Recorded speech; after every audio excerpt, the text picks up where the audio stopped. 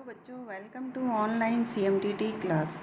बच्चों, आज अपन जो है अपने बीए बीएड थर्ड ईयर का जो हमारा सेकंड पेपर चल रहा है उसका यूनिट सेकंड का जो है आज अपन फोर्थ टॉपिक जो है वो स्टार्ट करेंगे। फोर्थ जो टॉपिक है हमारा वो है अभिप्रेरणा मोटिवेशन का। बच्चों, अभिप्रेरणा जो है वो क्या है, अभिप्रेरणा जो है संगठन में इसकी आवश्यकता क्यों हुए। तो बच्चों, किसी भी संगठन में, चाहे कोई भी संगठन क्यों ना हो, उस संगठन के जो लक्ष्य होते हैं उन लक्ष्यों को प्राप्त करने के लिए जो है, या उस संगठन को जो है उसको प्रभावशील बनाने या उसको ऊंचा जो है ऊंचे स्तर पर जो है वो या उच्च शिखर पर है वो ले जाने के लिए जो है बच्चों, कर्मचारियों को जो है उसको संतुष्ट करना और उसको जो है ये बहुत ही जो है उसकी आवश्यकता होती है। और उसी के लिए जो है आवश्यक है, यानी उसके जो है उसको जो है संतुष्ट करना, कर्मचारियों को संतुष्ट करना जो है ये बहुत ही मेन जो है वो उसकी ज़रूरत होती है। और इसीलिए जो है उसके इसी काम के लिए जो है उसको कर्मचारियों को जो है वो संगठन के लक्ष्यों को प्राप्त करने के लिए जो है वो प्रेरित जो है वो समय समय पर जो है उसको प्रेरित किया जाता है, या उसको मोटिवेट जो है वो उसके काम के लिए उसको किया जाता है। बच्चों, अभिप्रेरणा जो है उसको जो है प्रोत्साहन भी अपन कह सकते हैं कि किसी भी कर्मचारी को जो है उसको काम करने के लिए प्रोत्साहित करना या उसको प्रोत्साहन देना, तो अभिप्रेरणा को जो है वो प्रोत्साहन भी कहा जाता है। बच्चों, यह संगठनात्मक जो है कार्य कुशलता से इसका बहुत ही ज़्यादा संबंध होता है। अभिप्रेरणा का जो है वो संगठन की जो कार्य कुशलता है उससे इसका बहुत ज़्यादा घनिष्ठ संबंध होता है। और यह जो है बच्चों प्रबंध का एक महत्वपूर्ण उपकरण भी है।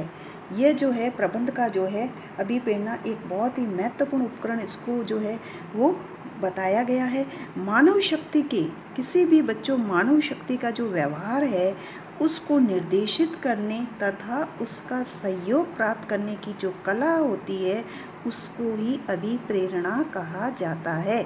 कि अभिप्रेरणा जो है वो किसे कहा जाता है, कि अभिप्रेरणा जो है किसी भी मानव शक्ति के व्यवहार को जो निर्देशित किया जाता है उसको जो और उसका जो सहयोग प्राप्त कर किया जाता है, और वो सहयोग प्राप्त करने की या उसको निर्देशित करने की जो कला होती है उसी कला को, उसी आर्ट को जो है अभिप्रेरणा कहते हैं। बच्चों, प्रशासन में जो है वो अन्य व्यक्तियों के, प्रशासन में अगर देखा जाए प्रशासन के संदर्भ में, तो दूसरे व्यक्तियों के प्रयासों को अभिप्रेरित करना प्रबंधकों का ये एक बहुत ही आवश्यक कौशल जो है इसको माना गया है। बच्चों, अभिप्रेरणा और जो संगठन होता है, ये अभिप्रेरणा और संगठन में जो है बच्चों कहते हैं कि बहुत ज़्यादा इनमें संबंध होता है, घनिष्ठ संबंध होता है। क्योंकि संगठन का जो संबंध होता है, किसी भी संगठन जो है उस संगठन का संबंध जो है वो व्यक्तियों के बीच जो आपसी संबंध होते हैं उनसे इसका संबंध होता है।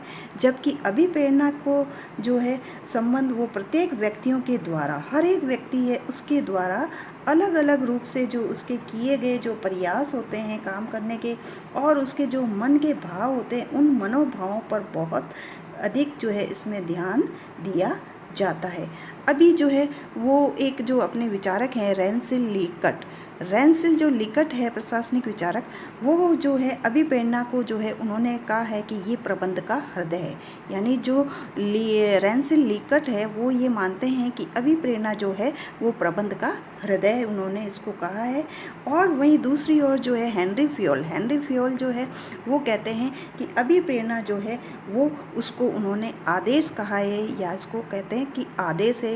ये कर्मचारियों को जो है वो जो आदेश दिया जाता है, ऑर्डर दिया जाता है काम करने के लिए, तो उसको उन्होंने जो है वो आदेश कहा है।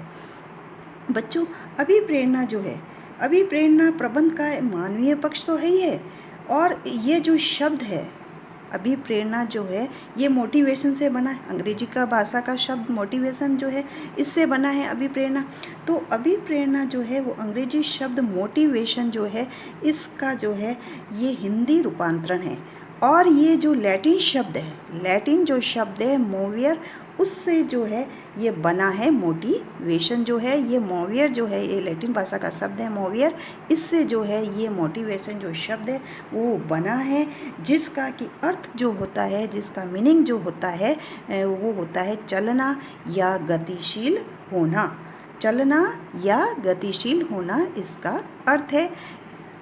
मोटिवेशन अंग्रेजी शब्द है जो कि लैटिन शब्द मोवियर से बना, जिसका अर्थ होता है चलना या गतिशील होना। वहीं जो बच्चों हैं मोटिवेशन जो शब्द है ये किससे बना है? मोटिव से। और जिसका अर्थ क्या बताया है? मोटिवेशन शब्द से ही जो है, इस मोटिवेशन जो शब्द है इसी से ही जो है ये मोटिव शब्द बना है, और जिसका अर्थ होता है इच्छा शक्ति को प्रेरित करने का कार्य करना। यानी जो किसी भी व्यक्ति में इच्छा शक्ति जो है उसके काम करने की, उसको प्रेरित करने का जो काम किया जाता है उसको ही अभिप्रेरणा या मोटिव जो है वो कहा गया है। बच्चों, कोई भी जो व्यक्ति होता है उसमें कहीं ना कहीं वो प्रतिभा संपन्न तो होगा। कोई प्रतिभाशाली व्यक्ति होते हैं, है ना, और योग्य भी होते हैं, अनुभवी भी होते हैं। यानी कोई कर्मचारी जो होता है वो प्रतिभा संपन्न होता है, योग्य होता है, अनुभवी भी होता है और दक्ष भी होता है। लेकिन इन सभी गुणों से युक्त ही वो क्यों न हो, अगर ये सब उसमें गुण हैं तो इन सबों के गुणों के होते हुए भी जो है अगर वो अपने कार्य करने की उसमें इच्छा नहीं होगी तो वो जो उसके ये सब गुण होंगे वो क्या हो जाएंगे? महत्वहीन हो जाएंगे। उसके ये गुण कोई वैल्यू नहीं रखेंगे जब तक कि वो उस कार्य को जो है कुशलतापूर्वक संपन्न नहीं कर लेता। तो यह ज़रूरी है या यह आवश्यक होता है कि उस व्यक्ति में जो है उसकी कार्य कुशलता के अनुसार जो है उसके काम करने की जो इच्छा है वो इच्छा जो है उसके अंदर जागृत की जाए। और अगर उसमें जो है काम करने की इच्छा जागृत नहीं होगी या नहीं की जाएगी तो वो जो उसमें गुण हैं उन गुणों का कोई महत्व नहीं रह जाएगा। तो किसी भी जो है वो व्यक्ति की कार्य करने की जो इच्छा होती है उस इच्छा को जागृत करने के लिए समय समय पर जो है वो जो भी प्रेरणा दी जाती है और उसे ही जो है अभिप्रेरणा के नाम से बच्चों जो है अपन जानते हैं, उसी को ही जो है अभिप्रेरणा कहा जाता है। अब अपन जो है उसकी लेंगे अभिप्रेरणा की परिभाषा। बच्चों, अलग अलग जो प्रशासनिक विचारक हैं उन्होंने इसकी अलग अलग परिभाषा बताई है। सबसे पहले अपन लेते हैं रॉबर्ट डयूविन की। रॉबर्ट जो डयूविन है वो ये कहते हैं, इसकी परिभाषा देते हुए उन्होंने ये बताया है कि अभिप्रेरणा जो है वो उन व्यक्तियों का समूह होता है या होती है। अभिप्रेरणा जो है उन व्यक्तियों का समूह है बच्चों, जो कि संगठन में, किसी भी संगठन में जो है वो एक व्यक्ति को काम प्रारंभ करने तथा जो है वो उस काम में जो है उसको संलग्न रहने के लिए प्रेरित करती है। यानी अब रॉबर्ट जो ड्यूविन है वो इसकी परिभाषा देते हुए ये बता रहे हैं कि अभिप्रेरणा जो है वो उन शक्तियों का एक समूह होता है जो कि किसी भी संगठन में एक व्यक्ति को कार्य जो है उसका अपना काम या कार्य जो है वो प्रारंभ करने तथा उस कार्य में जो है उसको लगे रहने या वो उसी में जो है संलग्न रहे तो उसके लिए जो है उसको प्रेरित जो किया जाता है, उसको जो मोटिवेट किया जाता है, उसको ही अभिप्रेरणा उन्होंने कहा है। नेक्स्ट इसकी परिभाषा दे रहे हैं स्टैनले वेंस। स्टैनले जो वेंस है वो इसकी परिभाषा देते हुए ये बता रहे हैं कि अभिप्रेरणा है उसके अंतर्गत, अभिप्रेरणा के अंतर्गत जो है कोई भी ऐसी भावना या इच्छा सम्मिलित होती है जो किसी व्यक्ति की इच्छा को इस प्रकार बना देती है कि वह कार्य करने के लिए जो है प्रेरित हो जाए। तो ये परिभाषा दी स्टैनले वेंस ने। नेक्स्ट इसकी परिभाषा देते हुए माइकल जे जूसियस ये कह रहे हैं कि अभिप्रेरणा जो है वो स्वयं को, खुद को या किसी अन्य दूसरे व्यक्ति को उसकी इच्छित कार्य करने के लिए, उसकी इच्छा के अनुसार जो है जो वो चाह रहा है वो कार्य करने के लिए उसे प्रोत्साहित करने की जो है वो एक ये क्रिया है या प्रोसेस है, अथवा वांछित जो प्रतिक्रिया है वो प्राप्त करने के लिए सही जो है वो बटन दबाना ही अभिप्रेरणा कहलाता है। तो ये थी अभिप्रेरणा जो है उसकी परिभाषा, जो हमने ये 3 परिभाषाएं अपने यहाँ 3 विचारकों की ली है। बहुत सारी परिभाषाएं, आप इससे ज़्यादा भी लिख सकते हैं। अब अपन लेंगे इसकी जो है वो विशेषताएं।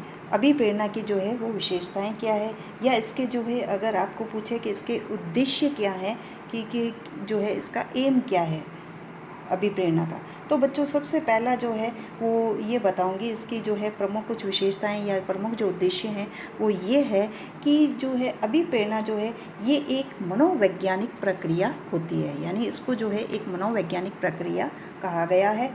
दूसरा जो है वो इसकी विशेषता ये है कि बच्चों यह संपूर्ण व्यक्ति प्रेरित होता है, यानी इससे जो है पूरा जो संगठन में जो सभी कर्मचारी जो होते हैं, सभी व्यक्ति जो होते हैं वो इसके द्वारा प्रेरित होते हैं और उसका एक भाग ये नहीं है। नेक्स्ट है कि ये लक्ष्य द्वारा प्रेरित होती है, ये जो है वो किसी लक्ष्य के द्वारा प्रेरित होती है और यह सतत प्रक्रिया है जो व्यक्ति के अंदर जो है वो जारी रहती है। नेक्स्ट इसकी विशेषता यह है कि यह वित्तीय और गैर वित्तीय दोनों ही हो सकती है। अभिप्रेरणा जो होती है वित्तीय भी होती है और गैर वित्तीय दोनों भी हो सकती है। अभिप्रेरणा का जो सीधा संबंध होता है वो मानव संतुष्टि से होता है, यानी इसका सीधा संबंध मानव संतुष्टि से, कि वो मानव जो है वो संतुष्ट होना चाहिए। नेक्स्ट है इसका जो विशेषता वो है कि अभिप्रेरण जो है वो कार्य निष्पादन कुशलता उत्पादकता में वृद्धि करती है। ये जो है वो कार्य का निष्पादन करती है और जो है कुशलता लाती है और उसकी उत्पादकता में जो है वो बढ़ोतरी करती है अभिप्रेरणा। अभिप्रेरणा में जो है बच्चों अगर बहुत दया से देखा जाए तो ये पूरे व्यक्तियों को तो प्रभावित करती है, न कि किसी एक व्यक्ति को प्रभावित करती है, यानी ये संपूर्ण जो व्यक्ति होते हैं संगठन में उसको प्रभावित करती है, कि न कि व्यक्ति के किसी एक भाग को ये प्रभावित करती है।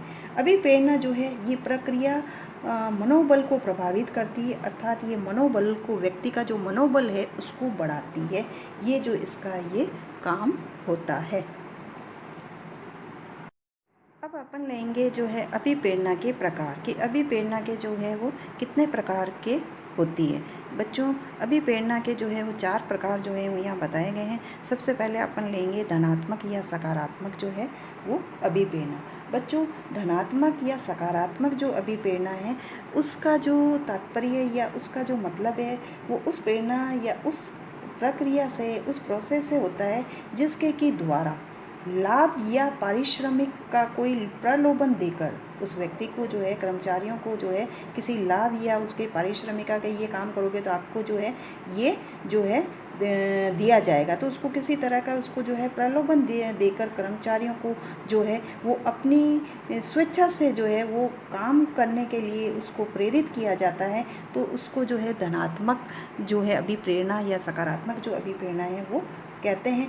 बच्चों धनात्मक अथवा सकारात्मक जो अभिप्रेरणा है उसका अगर मतलब जो है वो यही है कि उस प्रक्रिया से इसका जो है तात्पर्य होता है जिसके कि द्वारा जो है उसे लाभ या पारिश्रमिक का प्रलोभन देकर कर्मचारियों को स्वेच्छा से जो काम करने के लिए प्रेरित किया जाता है उसको ही जो है धनात्मक जो है अभिप्रेरणा कहते हैं। और सकारात्मक इस अभिप्रेरणा के बच्चों जो हैं कई रूप होते हैं, जैसे कोई नकद पारिश्रमिक देना उसे कुशल व योग्य जो कर्मचारी होते हैं उनके विषय में जो है कुछ सूचनाएं प्रसारित करना और मान सम्मान देना, उसको पदोन्नति के अवसर जो है वो देना और जो है श्रेष्ठ कार्य के लिए उसको पुरस्कृत करना आदि जो सभी होते हैं वो धनात्मक या सकारात्मक जो अभिप्रेरणा है वो होते हैं। दूसरा जो है वो है ऋणात्मक या नकारात्मक अभिप्रेरणा। बच्चों ऋणात्मक या नकारात्मक जो अभिप्रेरणा है इसका उद्देश्य जो है वो धनात्मक अभिप्रेरणा के समान जो है वो दूसरे व्यक्तियों को अपनी इच्छा के अनुसार कार्य करने के लिए उसे अभिप्रेरित करना, लेकिन वो इसके लिए जो है कुछ न कुछ नई टेक्निक जो है उसको अपनाता है, और वो टेक्निक क्या होती है, उस पर दबाव डालना। ऐसे अभिप्रेरणा के जो समर्थक होते हैं उनका ये मानना होता है बच्चों, या उनका ये कहना है कि व्यक्तियों को कई बार जो व्यक्ति या कर्मचारी होता है उन कर्मचारियों को जो है वो कभी कभी जो है उसको भय, डर या दबाव के दंड के आधार पर जो है उसको अभिप्रेरित किया जाता है, यानी उसको डराया जाता है, उस पर प्रेशर डाला जाता है, उसको जो है भय दिखाया जाता है और उसको काम करने के लिए जो है अभिप्रेरित किया जाता है। जैसे यदि कोई कर्मचारी अगर मैं एग्जांपल दूं कि जो है संगठन में यदि कोई कर्मचारी जो है वो देर से आता है अपने काम पर, और देर से आने का जो है वो क्या होता है, आदी हो जाता है, तो अपने काम में जो है वो सुधार नहीं करता है और अपने इस कार्य में सुधार नहीं करता है कि वो कभी जो है टाइम पर आए ऑफिस में जो है। तो अगर वो इस काम में अपना सुधार नहीं करता है तो उसको क्या भय जो डराया जाएगा, जो उसको यही डराया जाता है कि वेतन जो है उसका काट लिया जाएगा और उसको जो है काम से निकाल दिया जाएगा। तो ये इस तरह की जो धमकियाँ होती है उसको दी जाती है। और ऋणात्मक जो अभिप्रेरणा है उसके भी कई रूप होते हैं, जैसे कि उसको डांटते हैं, फटकारते हैं और ज़बरदस्ती उसकी जो है छुट्टी दे देना, मौद्रिक दंड देना, उसको नौकरी से अलग करना, ये सब जो है वो ऋणात्मक जो है वो अभिप्रेरणा के जो है उदाहरण हैं।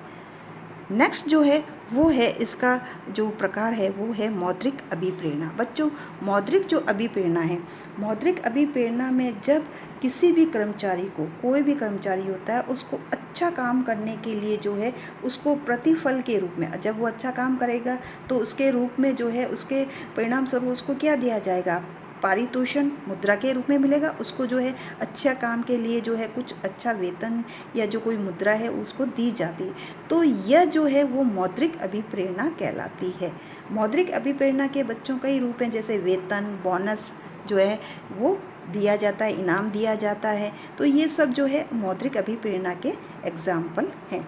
अमौद्रिक अभिप्रेरणा, अमौद्रिक जो अभिप्रेरणा है बच्चों, अमौद्रिक अभिप्रेरणा वो अभिप्रेरणा होती है जिसमें कि ये अदृश्य होती है, यानी ये दिखाई नहीं देती। और अमौद्रिक अभिप्रेरणा कर्मचारी की सामाजिक तथा मनोवैज्ञानिक जो आवश्यकताएं होती है उसकी संतुष्टि के हेतु जो है होती है। और इसके कुछ भी रूप होते हैं, जैसे कार्मिकों का सम्मान करना, कार्य उसको जो है कार्य की सुरक्षा प्रदान करना, उच्च कार्य दशाएँ जो है उसको उपलब्ध कराना, उसकी पीठ थपथपाना, प्रमाण पत्र देना, प्रशंसा पत्र प्रदान करना, अधिकार जो है और ज़्यादा उसको शक्तियाँ या पावर दे देना, और उसको जो है उदार अवकाश, यानी उसको जो है छुट्टी देने में भी जो है उदार नीति अपनाना, विदेश भ्रमण करवाना, ये सभी जो है वो अमौद्रिक जो है अभिप्रेरणा के उदाहरण होते हैं। क्योंकि वो जो अगर अच्छा काम करता है अपने संगठन में तो उसको जो है उसको इस तरह का जो है मोटिवेट जो है उसको किया जाता है। तो ये जो है उसको पता नहीं होता है कि मैं जो काम कर रहा हूँ तो मुझे जो है इसका ये प्रतिफल मिलेगा। तो ये जो है 4 जो है इसके प्रकार हैं अभिप्रेरणा के। अब अपन जो बच्चों हैं वो लेंगे अभिप्रेरणा के सिद्धांत या उसकी जो है विचारधाराएं। अलग अलग जो है उसकी विचारधाराएं हैं वो बताई गई है, परंपरागत विचारधाराएं और उसके आधुनिक विचारधाराएं। यानी जो अभिप्रेरणा की जो सिद्धांत है या उसकी विचारधारा है उसको 2 भागों में डिवाइड किया गया है, परंपरागत विचारधारा और आधुनिक विचारधारा। परंपरागत विचारधारा के अंतर्गत सबसे पहले अपन लेंगे बच्चों कि परंपरागत जो विचारधारा है उसमें 3 सिद्धांत उसके बताए हैं। सबसे पहला है भय एवं दंड का सिद्धांत, दूसरा पुरस्कार या रिवॉर्ड का सिद्धांत, तीसरा है कैरेट या स्टिक यानी गाजर और छड़ी का सिद्धांत। तो बच्चों जो है एक एक करके अपन इसके लेंगे और फिर आधुनिक जो इसके सिद्धांत है या आधुनिक जो विचारधारा उसके अंतर्गत भी इसके जो है वो अपन प्रमुख 3 इसके जो है सिद्धांत लेंगे। मैस्लो की आवश्यकता का सिद्धांत, दूसरा हर्ज़बर्ग का द्विघटक सिद्धांत और तीसरा मैकग्रेगर का जो है एक्स और वाई का जो सिद्धांत है वो।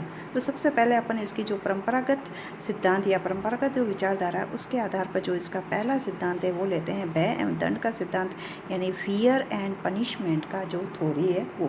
बच्चों, जैसा कि अपन जो है इसके नाम से ही अपन जो है आपको ये पता चलता है कि इस सिद्धांत के अनुसार जो है वो ये या इसका जो है इस विचारधारा का है, परंपरागत जो विचारधारा है उसके आधार पर जो है उसका ये कहना है या इसका मानना है कि कर्मचारियों को जो है संगठन में कर्मचारियों को डराकर, धमकाकर, उसको भयभीत करके जो है उसको अपने शक्ति या पावर के जो है उसके दम पर जो है उसको काम करने के लिए जो है अभिप्रेरित किया जाता है। और इस विचारधारा का, इस प्रकार की विचारधारा का बच्चों ये मानना है कि जो व्यक्ति होता है या मनुष्य जो होता है वो अपने पेट को जो है वो भरने के लिए जो है वो क्या करता है, धन कमाता है, धन का उपार्जन करता है, यानी काम काज करता है।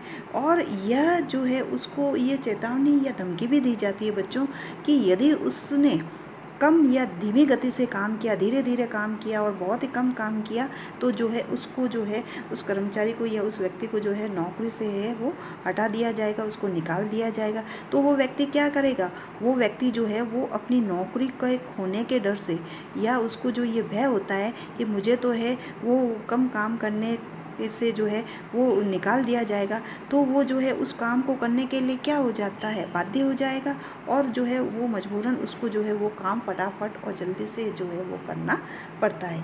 तो ये जो है भय और दंड का सिद्धांत। दूसरा जो है वो है पुरस्कार रिवॉर्ड थ्योरी। जो बच्चों पुरस्कार का जो सिद्धांत है उसके आधार पर जो है वो अपन ये कह सकते हैं कि जो है इसमें जो है वो कर्मचारियों को अच्छे काम करने के लिए जो है उसको क्या दिया जाता है, पारितोषिक दिया जाता है, उससे सम्मानित किया जाता है और अच्छे कार्य के लिए जो है उसको दशाएं जो है वो प्रदान की जाती है। तो कार्मिक जो होता है वो कार्मिक जो क्या होगा, कर्मचारी वो अधिक से अधिक काम करने के लिए प्रोत्साहित होगा, क्योंकि वो ये जानता है कि मैं अच्छा काम करूँगा तो मुझे जो पारितोषिक दिया जाएगा, मेरा सम्मान किया जाएगा, मुझे पुरस्कृत किया जाएगा। तो ये जो है उसके अंदर जो ये भावना होती है, इसलिए जो है वो अच्छे से अच्छा और जल्दी से जल्दी काम करना चाहेगा। तो ये जो है वो है पुरस्कार या रिवॉर्ड का सिद्धांत। इसके अंतर्गत जो है बच्चों पीटर ड्रकर ये कहते हैं कि मौद्रिक पुरस्कारों से संतुष्टि अभिप्रेरणा के लिए पर्याप्त नहीं है। तो उन्होंने ये कहा है पीटर ड्रकर ने। तीसरा सिद्धांत है कैरेट एवं स्टिक। इसको कहते हैं गाजर और छड़ी का सिद्धांत भी बच्चों कहा जाता है। कैरेट माना गाजर, स्टिक यानी छड़ी। तो ये सिद्धांत जो है वो इस आधार पर आधारित है बच्चों कि दंड और पुरस्कार, दंड और जो ये पुरस्कार है, पहला दंड और दूसरा क्या था, पुरस्कार, इन दोनों को व्यक्ति को अभिप्रेरित करने के लिए आवश्यक मानता है। और इसके अनुसार जो है ये सिद्धांत जो है बच्चों दंड और पुरस्कार दोनों को ही व्यक्ति को अभिप्रेरित करने के लिए ये जरूरी मानता है कि ये कहता है कि व्यक्ति को जो है डराओ भी और उसे पुरस्कृत भी करो। तो ये दोनों को जो है ये जरूरी मानता है। इस सिद्धांत के अनुसार किसी भी संगठन के जो कर्मचारी होते हैं उनको अच्छा काम करने पर जो है गाजर यानी उसको पुरस्कार दिया, गाजर का मतलब, कैरेट का मतलब क्या है, उसको पुरस्कार दिया जाता है, उसके पुरस्कृत किया जाता है और किया जाना चाहिए। और परंतु कम कार्य करने पे, अगर वो कम काम करता है और वो भी खराब कार्य करता है, तो उसको जो है खराब काम करने पर या कम कार्य करने पर जो है उसे जो है छड़ी अर्थात जो है उसको दंड जो है स्टिक यानी जो है उसको दिया जाना चाहिए, उसे जो है दंडित किया जाना चाहिए। लेकिन इसकी एक कमी यह है, इस सिद्धांत की जो है बच्चों जो है वो एक कमी यह भी है कि यह सिद्धांत जो है वो कतिपय कुछ विशिष्ट परिस्थितियों में ही प्रभावशाली हो सकता है, हर एक स्थिति में जो है वो ऐसा नहीं होता है। तो ये था जो है इसके परंपरागत विचारधाराएं या परंपरागत जो उसके सिद्धांत है, उसके आधार पर ये 3 सिद्धांत है। पहला भय और दंड का सिद्धांत, दूसरा पुरस्कार का सिद्धांत, तीसरा कैरेट एवं स्टिक का सिद्धांत। अब आधुनिक जो विचारधारा है उसके आधार पर जो है उसका जो पहला सिद्धांत है वो है मैस्लो की आवश्यकता या जो है मैस्लो का जो है वो की आवश्यकता का सोपान सिद्धांत जो है वो इसको कहा जाता है। तो पहला अपन ले लेते हैं मैस्लो की आवश्यकता का सिद्धांत आधुनिक विचारधारा। तो बच्चों अब्राहम जो मैस्लो है, इनका पूरा नाम है मैस्लो का अब्राहम मैस्लो। तो अब्राहम मैस्लो जो था वो एक मनोवैज्ञानिक था, ये एक मनोवैज्ञानिक विचारक था और इसने जो है वो संगठन में मनुष्यों के व्यवहार को, उनकी जो आवश्यकताएं हैं उन आवश्यकताओं से जो है उसको संबंधित किया है इसको। और उन्होंने जो है वो 1943 में 1943 में जो है उनका एक लेख प्रकाशित हुआ था, a dynamic theory of human motivation, a dynamic theory of human motivation. तो इस लेख में जो है उन्होंने अभिप्रेरणा की जो आवश्यकता का जो सिद्धांत है या अभिप्रेरणा की आवश्यकता का सोपान जो सिद्धांत है, उस सिद्धांत की उन्होंने इस लेख में जो है बहुत ही जो है उचित रूप से उसकी व्याख्या की। और बाद में जो है उन्होंने 1954 में 1954 में जो है उन्होंने अपनी एक पुस्तक लिखी थी, motivation and personality, motivation and personality जो है मैस्लो ने पुस्तक लिखी 1954 में। मैस्लो बच्चों ये कहता है या उनके अनुसार जो है ये मानना है कि मानवीय जो आवश्यकताएं, मनुष्य की जो आवश्यकताएं होती है, जो उसकी एक मनुष्य की जो अपनी जीवन की जो उसकी आवश्यकताएं होती है, उस आवश्यकताओं को उन्होंने श्रेणीबद्ध रूप में जो है क्रम से बढ़ती रहती है। उन्होंने कहा है कि उसकी जो आवश्यकताएं होती है वो श्रेणीबद्ध एक जो है पिरामिड जो होता है उस रूप में जो है उसकी आवश्यकताएं जो हैं वो लगातार जो है सीक्वेंस में क्रम से जो है वो बढ़ती रहती है। जैसे मनुष्य की एक तरह की जो आवश्यकताएं उसकी पूरी हो जाती है, एक तरह की जो उसकी पहली आवश्यकता है वो पूरी हो जाती है, तो वो अपनी दूसरी आवश्यकताओं की ओर जो है वो बढ़ने लगता है। उसकी दूसरी आवश्यकता की ओर वो जाता है कि अब मेरी ये आवश्यकता पूरी होगी, अब मेरा जो है सेकंड स्टेप ये है, जो मेरी आवश्यकता है वो पूरी होनी चाहिए। तो इस सीढ़ी का जो पहला सोपान है, ये सीढ़ी स्टेप बाय स्टेप 1 2 3 जैसे स्टेप बाय स्टेप चलता है, नीचे से ऊपर की ओर जो है ये स्टेप उसका चलता है। तो इस सीढ़ी का जो पहला जो सोपान होता है वो होता है बच्चों भौतिक और शारीरिक, तथा ये सबसे उच्चतम स्थान और आत्म प्रत्यक्षीकरण आवश्यकताओं को दिया गया है। ये जो आवश्यकताएं होती हैं वो आवश्यकताएं होती है, उसकी सबसे पहली जो आवश्यकता बताई है वो है शारीरिक या भौतिक आवश्यकता। अब शारीरिक और भौतिक आवश्यकता में क्या होगी? सबसे पहले उसको भोजन चाहिएगा, है पीने को पानी चाहिए, आश्रय चाहिए कि रहने के लिए, नींद हो चाहिए, और उसकी जो भी अगर उसका कोई दर्द हो रहा है या उसको जो कोई तकलीफ़ है तो उस तकलीफ़ को जो है दूर करने की जो आवश्यकता होगी वो उसकी जो है वो आवश्यकता होती है सबसे पहली। और ये भी कैसे होगी? नीचे से ऊपर की ओर चल। दूसरी जो उसकी आवश्यकता होती है वो है सुरक्षा की आवश्यकता।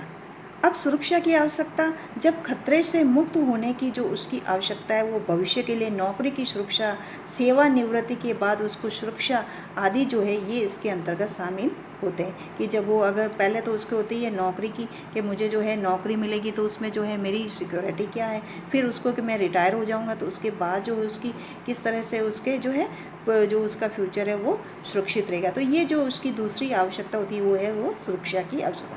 फिर तीसरे प्रकार की जो उसकी आवश्यकता होती है वो सामाजिक। अब व्यक्ति के समाज के संबंधों से संबंधित आवश्यकता होती है।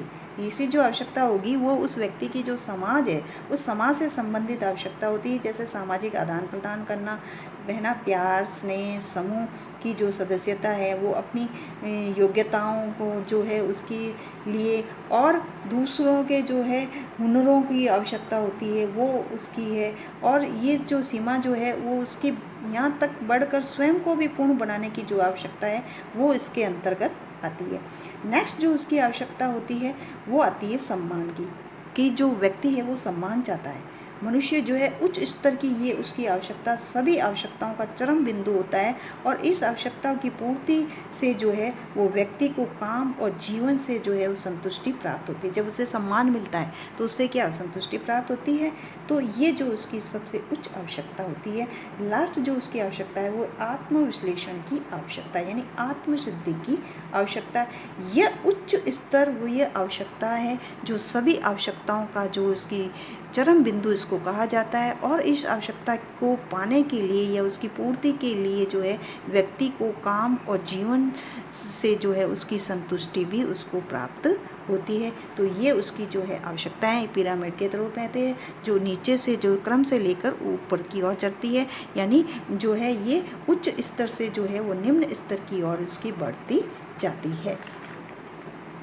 सेकंड जो है वो है अपन लेंगे हर्ट्ज़बर्ग का द्विघटक सिद्धांत। हर्ट्ज़बर्ग का जो द्विघटक का सिद्धांत है बच्चों, हर्ट्ज़बर्ग ने जो है 1950 में 1950 में जो है वो संगठन में व्यक्ति के जो कार्य होते हैं उन कार्यों को प्रभावित करने वाले दो घटकों का उसने जो है वो उल्लेख किया, जिन्हें कि अभिप्रेरक घटक व स्वस्थ घटक कहते हैं। यानी उसके जो है उसने दो घटक बताए हैं, एक अभिप्रेरक घटक और दूसरा स्वस्थ घटक।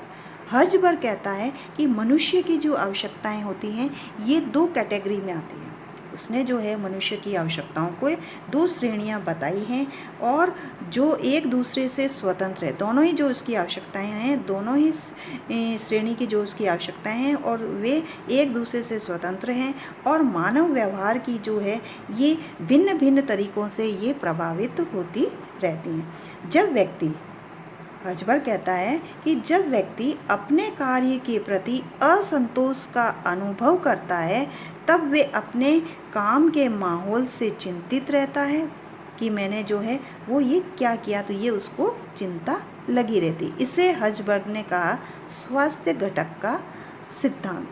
इसके विपरीत जब व्यक्ति अपने काम के प्रति तुष्टि महसूस करता है, जो स्वयं को कार्य को लेकर होती है, तो उसे प्रेरक जो है वो घटक उसने कहा है। तो हर्ज़बर्ग का जो है अभिप्रेरक कारक जो है वो मैस्लो की उच्च स्तरीय जो आवश्यकताएं हैं उस आवश्यकताओं के समान है, जबकि उसका जो स्वस्थ घटक है वो मैस्लो की निम्न स्तरीय आवश्यकताओं के समान है। अब अपन लेंगे इसका तीसरा जो सिद्धांत है आधुनिक विचारधारा का, वो है मैकग्रेगर का एक्स और वाई का सिद्धांत। बच्चों, मैक्स ग्रेगर जो है एक बहुत ही व्यवहारवादी मनोवैज्ञानिक विचारक था, प्रसिद्ध, और इन्होंने जो है एक्स और वाई जो सिद्धांत है, इस एक्स और वाई सिद्धांत को प्रतिपादित किया। उन्होंने 1960 में जो है अपनी एक पुस्तक लिखी थी, the human side of enterprises. उसमें उन्होंने यह लिखा या यह प्रतिपादित किया कि एक्स जो सिद्धांत है, ये एक्स सिद्धांत बच्चों जो है वो प्रबंध की जो परंपरावादी विचारधारा थी, प्रबंध की जो है वो परंपरावादी यानी जो पुरानी विचारधारा है उसका है, और वाई जो सिद्धांत है ये आधुनिक मानवीय विचारधारा का प्रतिनिधित्व करता है। यानी एक्स सिद्धांत किसका करता है, परंपरावादी इसका, और वाई सिद्धांत जो है वो आधुनिक जो विचारधारा है उसका प्रतिनिधित्व करता है। और इन दोनों ही सिद्धांत एक्स और वाई, ये जो दोनों ही सिद्धांत है, इस सिद्धांत के आधार का जो नियंत्रण है उसके तरीकों को लेकर है। यानी इन दोनों सिद्धांतों का आधार किससे लेकर है, नियंत्रण, कंट्रोल को लेकर है। एक्स सिद्धांत जो है बच्चों ये बल प्रयोग के बाहरी दबाव जैसे नियंत्रण को अपनाता है। यानी एक्स सिद्धांत किसको अपनाता है, बल प्रयोग का जो बाहरी दबाव है उसको, और वाई सिद्धांत जो है वो प्रेरणापूर्ण स्वयं नियंत्रण में ही विश्वास रखता है। इसलिए जो है यह सकारात्मक और आशावादी सिद्धांत जो है इसको वाई सिद्धांत को कहा गया। तो बच्चों, एक्स जो सिद्धांत है, इस एक्स सिद्धांत को नकारात्मक सिद्धांत कहते हैं। इसे गाजर छड़ी का सिद्धांत भी कह सकते हैं। यह व्यक्ति और संगठन के शब्दों को परंपरागत तरीकों से देखता है, और यह जो है मनुष्यों को आर्थिक मानव मानता है। ये मनुष्य को आर्थिक मानव मानता है, और एक्स सिद्धांत जो है इस मान्यता पर जो है आधारित है, या इसकी ये मान्यता है इस सिद्धांत की कि मनुष्य जो है वो स्वभाव से ही कामचोर होता है। एक्स सिद्धांत का ये मानना है या उसकी ये मान्यता है कि मनुष्य जो होता है, व्यक्ति जो होता है, वो स्वभाव से ही कामचोर होता है, क्योंकि वह काम करना पसंद ही नहीं करता। अतः उसे टालने की जो है उसमें एक प्रवृत्ति रहती है कि वो काम को हो सके जहाँ तक टालना चाहता है, और यह परंपरागत जो तरीके हैं उससे ही काम करना पसंद करता है। एक्स सिद्धांत जो है वो कहता है कि परंपरागत तरीके से जो व्यक्ति होता है वो काम करना पसंद करता है, वो उसमें बदलाव नहीं चाहता। बदलाव का, अगर कोई काम में बदलाव होता है, करने के तरीकों में जो है चेंजिंग आती है, तो उसका वो विरोध करता है वो व्यक्ति। मनुष्य जो है आमतौर पर महत्वाकांक्षी होता है और वह प्रगति नहीं करना चाहता। यानी एक्स सिद्धांत कहता है कि मनुष्य आमतौर पर महत्वाकांक्षी होता है और वह प्रगति नहीं करना चाहता। और नेक्स्ट वो ये कहता है, उसकी मान्यता है एक्स सिद्धांत की बच्चों कि मनुष्य की संगठन के उद्देश्यों में कोई रुचि ही नहीं होती। यानी जो कर्मचारी होगा उसके संगठन के क्या एम है, उसका क्या उद्देश्य है, उसमें उसकी कोई विशेष रुचि नहीं होती है। और औसत जो मनुष्य होते हैं वो निर्देशित होना तो पसंद करते हैं। औसत रूप से अगर देखा जाए तो संगठन में जो कर्मचारी होते हैं वो निर्देशित होना पसंद करते हैं, क्योंकि वह जिम्मेदारियों से बचना चाहते हैं। नेक्स्ट जो है उसका ये है कि उसे संगठन में अत्यधिक सुरक्षा की आवश्यकता रहती है। तो मैकग्रेगर जो है वो एक्स थ्योरी में आर्थिक जो मानव है, आर्थिक मानव को केंद्र में रखा है, जिसके अनुसार आर्थिक जो तत्व है वो मनुष्य के आलस्य को तोड़कर उसे सक्रिय मानव बना देता है। अब जो इसका वाइस सिद्धांत है, मैकग्रेगर का जो वाइस सिद्धांत है, वो ये सिद्धांत जो है बच्चों, ये अभिप्रेरणा की आधुनिक विचारधारा है। वाइस एक्स सिद्धांत क्या थी? परंपरावादी, और वाई सिद्धांत उसकी आधुनिक विचारधारा है। इस सिद्धांत का जो प्रतिपादन है वो एक्स सिद्धांत की जो कमियां थी, एक्स सिद्धांत में जो कमियां रह गई थी, उन कमियों को, उन दोषों को दूर करने के लिए जो है उसका प्रयोग उन्होंने किया। तो वाई सिद्धांत की जो है बच्चों मूल अवधारणा जो थी वो इस बात पर आधारित थी कि प्रत्येक व्यक्ति जो होता है वो स्वभाव से ही निष्क्रिय होता है और अविश्वसनीय नहीं होता है। यदि उसे जो है वो विधिवत रूप से अभिप्रेरित किया जाए तो वह संगठन के कार्य के प्रति निष्ठावान होकर काम करता है। यानी वाई सिद्धांत कहता है कि मनुष्य जो है वो स्वभाव से निष्क्रिय, अविश्वसनीय नहीं होता, स्वभाव में उसमें निष्क्रियता नहीं होती है और न ही वो अविश्वसनीय होता है। लेकिन अगर उसको हम सिस्टमेटिकली तरीके से, विधिवत रूप से जो है अगर उसे अभिप्रेरित किया जाए, उसे मोटिवेट किया जाए, तो वो अपने संगठन के काम के प्रति निष्ठावान होकर काम कर सकता है। तो वाई जो सिद्धांत है, इस वाई सिद्धांत की भी जो है बच्चों कुछ मान्यताएं हैं जो कि इस प्रकार से हैं। वाई सिद्धांत की बच्चों सबसे प्रमुख जो पहली मान्यता है वो यह है कि हर व्यक्ति, वाई सिद्धांत जो है मैकग्रेगर का, तो उसके अनुसार हर व्यक्ति जो है सृजनशील होता है और उसे जो है विकास के अवसर दिए जाने चाहिए। नेक्स्ट जो इसकी मान्यता है कि जीवन निर्वाह और सुरक्षा की पूर्ति के साथ साथ जो सामाजिक स्वाभिमान, आत्मविकास की जो आवश्यकताएं हैं उसके लिए भी अभिप्रेरणा जो है उसमें आवश्यक होती है। और नेक्स्ट जो उसकी मान्यता है कि व्यक्ति को स्वयं विकास का अवसर प्रदान कर उससे कार्य कराया जा सकता है, यानी उसका जो है विकास के अवसर उसे दिए जाएं और तो वो जो है काम कर सकता है, उसे जो है विकास के अवसर प्रदान किए जाने चाहिए। संगठनात्मक जो लक्ष्य होते हैं उन लक्ष्यों की प्राप्ति के लिए स्व नियंत्रण जो है बहुत ही अपरिहार्य है, यानी उन्होंने स्व नियंत्रण को अपरिहार्य माना है। ये वाई सिद्धांत की मान्यता है। बच्चों, संगठनात्मक जो समस्याएं हैं उन समस्याओं के समाधान के लिए विभिन्न व्यक्तियों की क्षमता का जो है वो प्रयोग किया जाता है। तो ये थे जो है इसका वाई सिद्धांत की जो है वो मान्यता है। तो ये थे जो अभिप्रेरणा है उसका सिद्धांत, उसके जो है प्रमुख दो विचारधाराएं और उसके जो है अलग अलग जो विचारधाराएं हैं, परंपरागत विचारधाराओं के सिद्धांत और आधुनिक विचारधाराओं के क्या सिद्धांत थे, तो अपन ने इसके लिए